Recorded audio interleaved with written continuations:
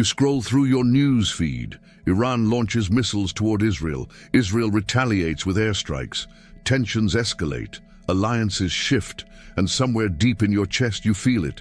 That nagging unease. That whisper asking, is this it? Is this the beginning of the end?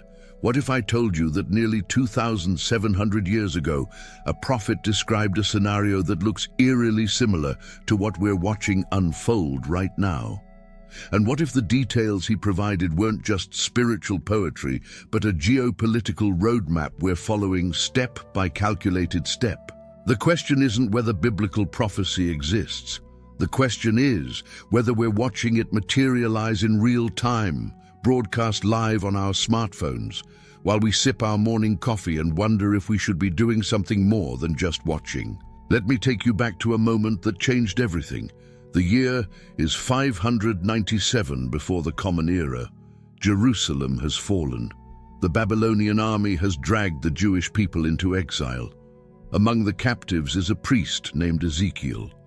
He's devastated. Everything he knew gone. The temple destroyed, his people scattered. And then, by the Kiba River in Babylon, something impossible happens. The heavens tear open.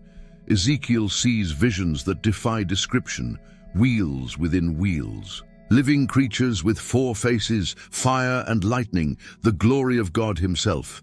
And God gives Ezekiel a message, not for that generation alone, but for a time so distant it would seem like science fiction to those ancient exiles.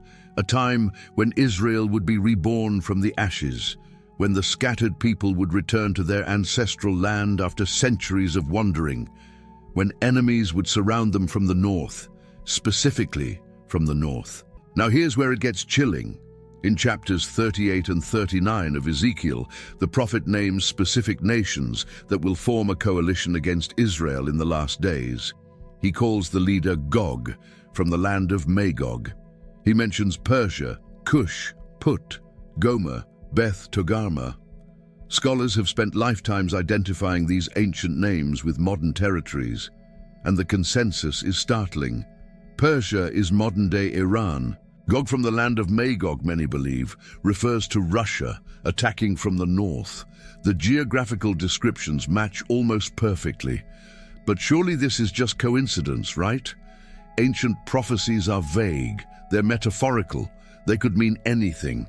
Except Ezekiel provides details that are disturbingly specific. He describes weapons that will burn as fuel for 7 years. He describes birds and beasts feasting on the fallen. He describes a battle so catastrophic that it takes 7 months to bury the dead.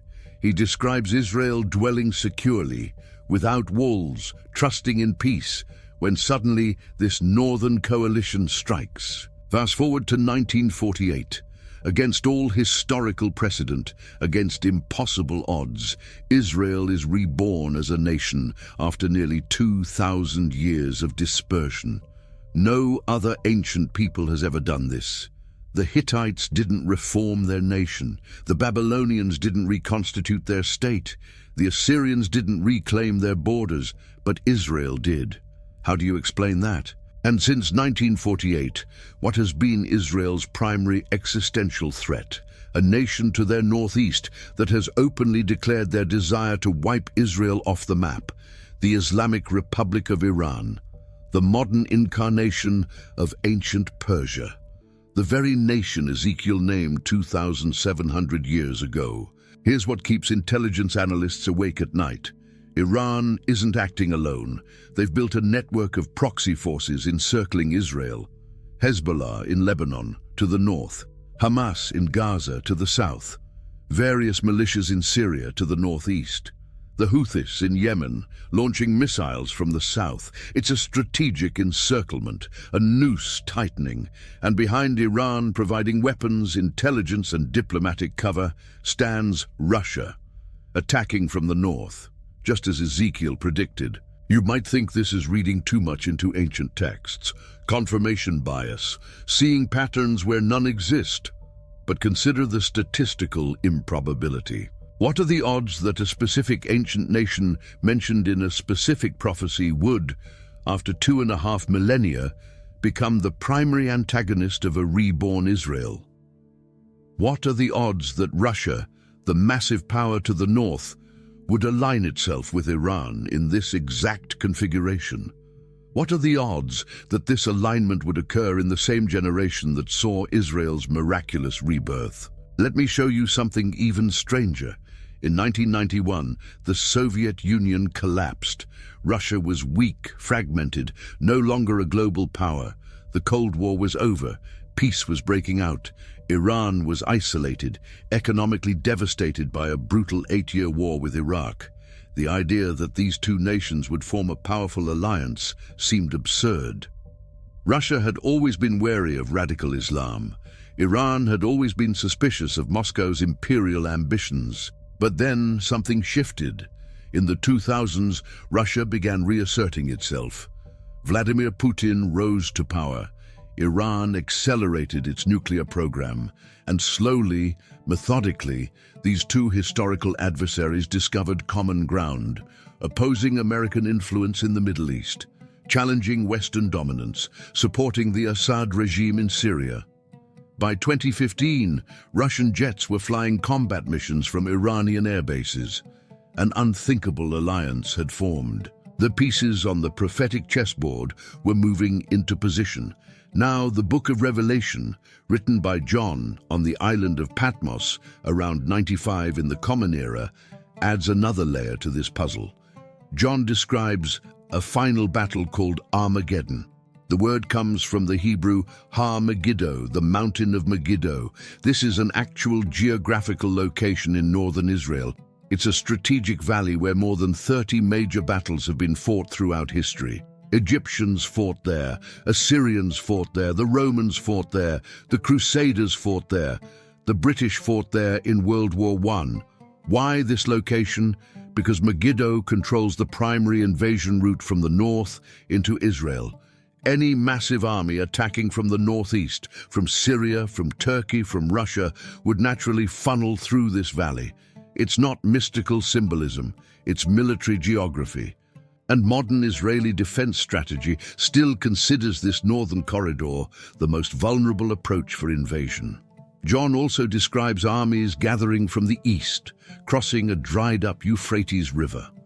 For centuries, this seemed impossible. How would a river dry up? But in the 21st century, we're watching it happen.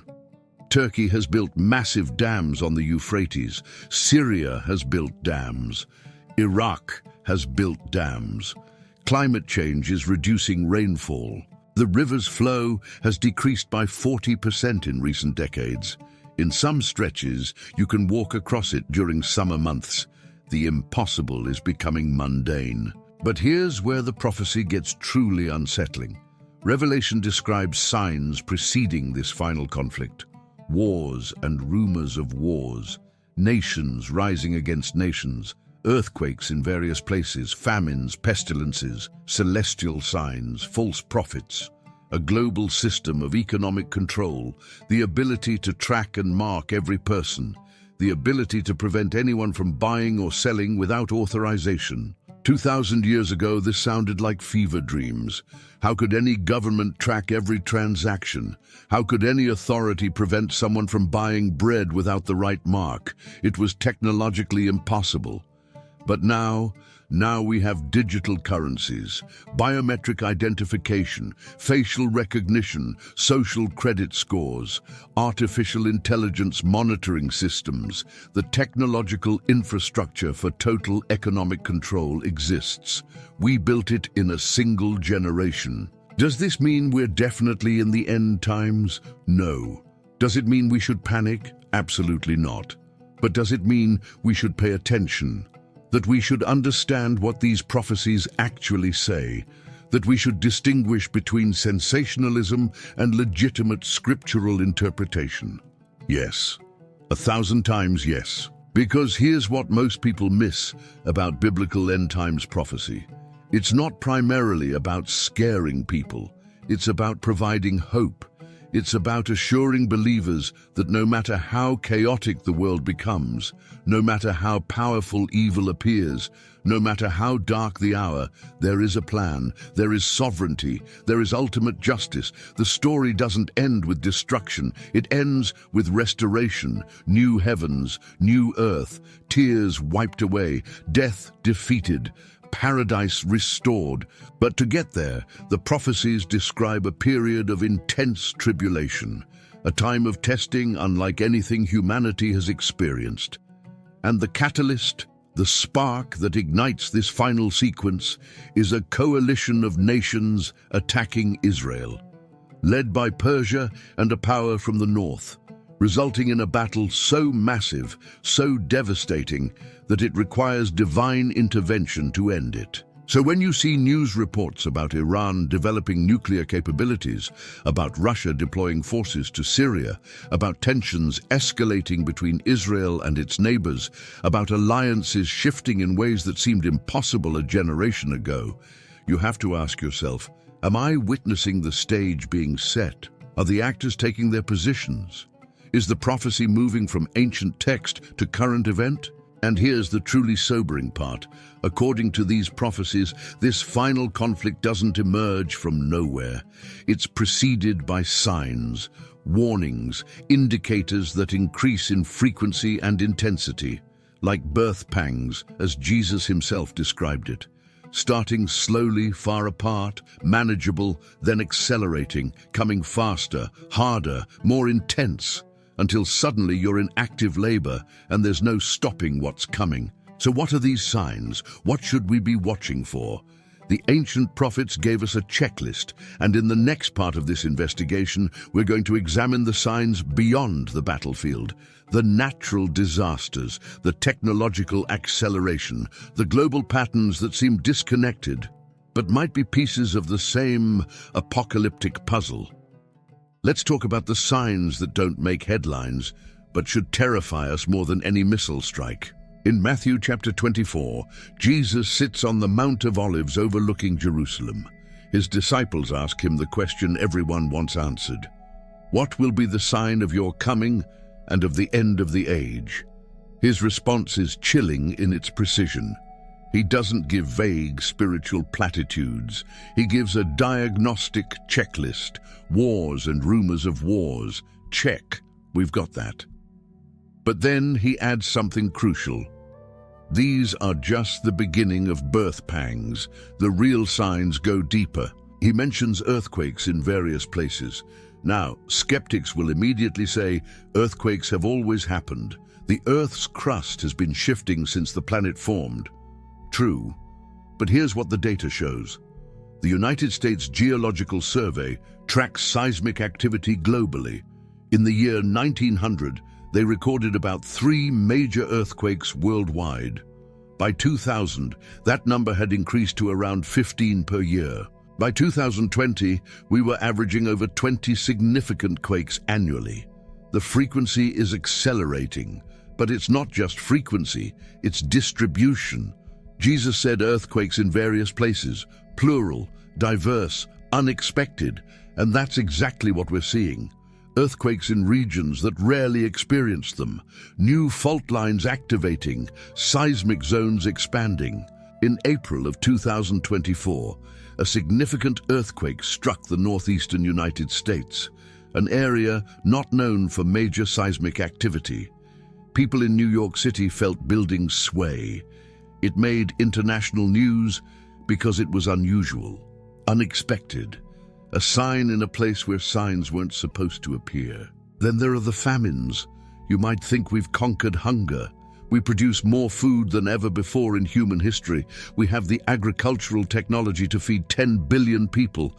Yet the United Nations reports that as of 2023, over 800 million people face chronic hunger. That's roughly 1 in 10 humans. How is that possible in an age of abundance? Because famine isn't just about food production anymore. It's about distribution systems, supply chains, economic access, and these systems are more fragile than we realize. During the COVID pandemic, we watched global supply chains collapse over a virus we couldn't even see. Supermarket shelves emptied, nations hoarded resources, export restrictions appeared overnight. We discovered that our complex, interconnected food system could fracture with terrifying speed. Climate change is amplifying these vulnerabilities. The breadbasket regions that feed the world are experiencing unprecedented droughts. Australia, Argentina, the American Midwest. These aren't minor agricultural setbacks. These are systemic disruptions to global food security. And when food becomes scarce, nations become aggressive. History shows us this pattern repeatedly. Resource scarcity triggers conflict. Famine precedes war. Now let's talk about pestilences, plagues. When Revelation describes this, it uses the Greek word loimos, which means infectious disease, epidemic, pandemic. For most of modern history, we thought we'd conquered this threat. Antibiotics, vaccines, sanitation. We'd beaten infectious disease. Medical science had won. Then came 2020. A novel coronavirus emerged from a single city in China and within 3 months had infected every continent. Within a year, millions were dead. Economies collapsed. Governments implemented control measures that would have seemed dystopian a year earlier. We couldn't leave our homes without permission. We needed papers to travel. Businesses were forcibly closed. Personal medical decisions became matters of state control. And here's what should concern us. COVID-19 wasn't even particularly lethal compared to historical plagues. Its mortality rate was roughly 2%. The Black Death killed 30 to 60% of Europe. The Spanish flu of 1918 killed 50 million people when global population was far smaller. What happens when a pathogen emerges with COVID's transmissibility and a much higher mortality rate? Our medical infrastructure nearly collapsed under COVID. What happens when something worse arrives? The World Health Organization now tracks numerous emerging infectious diseases. Antibiotic-resistant bacteria, novel viral strains, zoonotic diseases jumping from animals to humans with increasing frequency. We're not moving away from the age of pestilence. We're moving deeper into it. But the signs get stranger still. Jesus mentioned celestial phenomena, signs in the sun, moon, and stars. For rationalist minds, this sounds like ancient superstition, astrology, primitive fear of eclipses, except we're now seeing solar behavior that puzzles scientists. The sun's magnetic field is weakening. Solar storms are intensifying. In 2023, a solar flare disrupted satellite communications and knocked out power grids. We're more dependent on electronic infrastructure than ever before, and that infrastructure is vulnerable to cosmic events we don't fully understand. Then there's the technological dimension. Revelation chapter 13 describes a beast, a final world ruler who implements a system of economic control. He causes all, both small and great, rich and poor, free and slave, to receive a mark on their right hand or forehead. Without this mark, no one can buy or sell. For 19 centuries, this seemed impossible. How could any government track every transaction? How could anyone prevent another person from simple barter? You want to trade chickens for wheat? Who could stop you? But in the 21st century, we've built exactly this infrastructure. China's social credit system already tracks citizen behavior and restricts economic activity based on compliance. Your social credit score too low? You can't buy plane tickets, can't get loans, can't access certain services. It's not hypothetical, it's operational, right now, affecting hundreds of millions of people. Central bank digital currencies are being developed by over 100 nations. Unlike cash, which is anonymous and untraceable, digital currencies can be programmed. An issuing authority can decide where you're allowed to spend your money, what you're allowed to buy. They can impose expiration dates so your money becomes worthless if you don't spend it fast enough. They can freeze your assets instantly if you violate regulations. or if you express the wrong political opinions, or if an algorithm flags you as a risk. Canada demonstrated this in 2022 when the government froze bank accounts of protesters and anyone who donated to them. No trial, no conviction, just financial deactivation. Your money still existed, but you couldn't access it, couldn't buy groceries, couldn't pay rent. Economic existence erased with a keystroke. Add biometric identification to this mix: facial recognition, retinal scans, fingerprints, DNA databases. We're volunteering this information constantly, unlocking our phones with our faces, providing fingerprints for background checks, submitting DNA to ancestry websites. We're building the database of human identity without anyone forcing us. We're doing it willingly, even eagerly, because it's convenient. Now imagine these technologies converging. Digital currency tied to biometric identification, tied to social credit scores, tied to artificial intelligence monitoring. You walk into a store.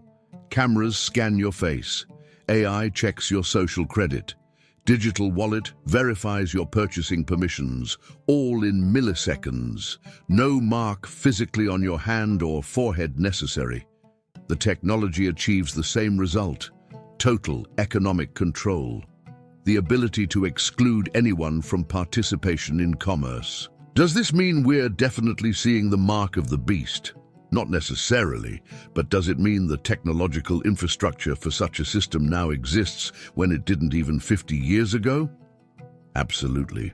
And here's where it connects back to Iran and Israel, because according to the prophetic timeline, these technological and natural signs intensify as we approach the final conflict. They're not separate phenomena, they're interconnected. The birth pangs Jesus described, each sign amplifying the others. Economic instability driving political instability triggering conflicts, conflicts disrupting food systems, food disruptions causing famines, famines creating refugee crises destabilizing regions, regional instability creating power vacuums allowing authoritarian solutions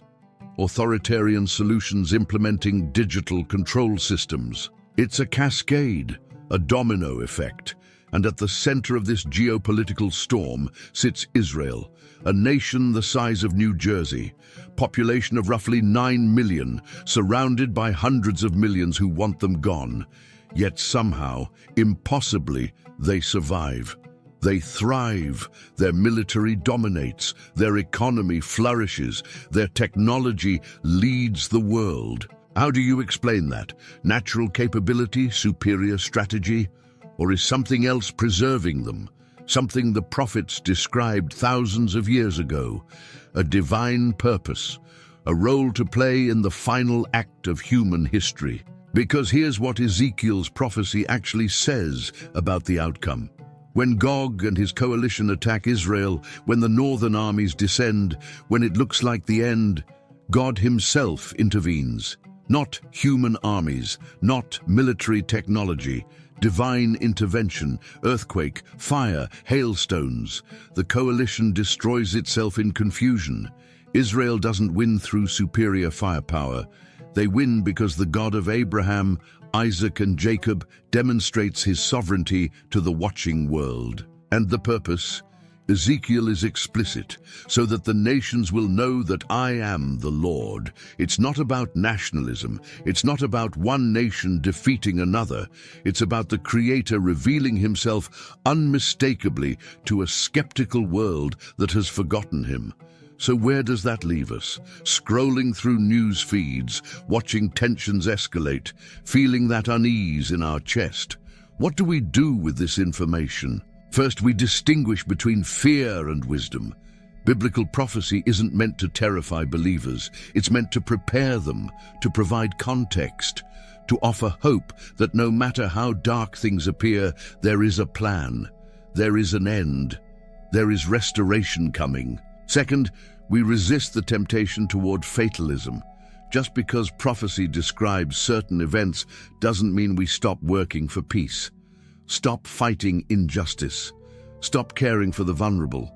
We live faithfully in whatever time we're given, whether it's the last days or not. Third, we examine our own hearts, because ultimately these prophecies aren't just about geopolitics, they're about the human condition, our capacity for both great evil and great good, our need for redemption, our hunger for meaning, our hope for a future where justice prevails, and peace isn't just a temporary ceasefire, but an eternal reality.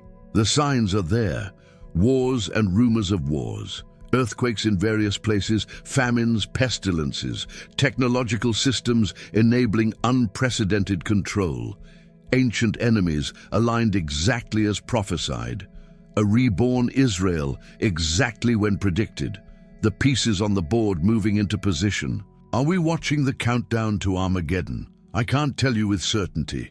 No one can. Jesus himself said no one knows the day or hour. But can we see the season? Can we recognize the signs? Can we feel the acceleration, the intensity increasing? You decide. But know this, whether these are the final days or just another chapter in human history, the questions remain the same. What do you believe? What gives your life meaning? Where do you place your hope?